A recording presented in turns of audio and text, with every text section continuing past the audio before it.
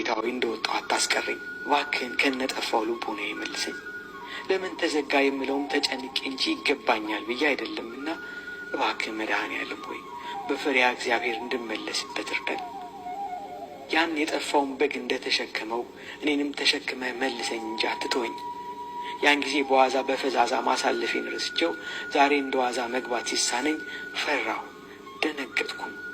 ትችቴና ነቀፋይም የመጨነቅና ወደ አንተ የመቅረብ ብቻ አድርገህ ውሰድልኝ እንጂ ጌታ ሆይ አትቀየመኝ።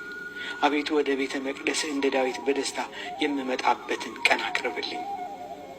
አውቃለሁ ጌታ ሆይ ቅዳሴው ረዘመ፣ አገልግሎቱን በዛ እያልኩ ተች ነበረ። የይስሙላው ቁመቴን አድርሼ ለሌሎች ጉዳዮች ልቤ ክንፍ አውጥቶ ይበር ነበረ። ዛሬ ግን ሁሉንም እንዳቆመውና ወደ አንተ እንዳይ ስትጠራኝ ምን ያህል ጊዜ እንደበደልኩ ሳስብ መቁጠር አቃተኝና ደነገጥኩኝ።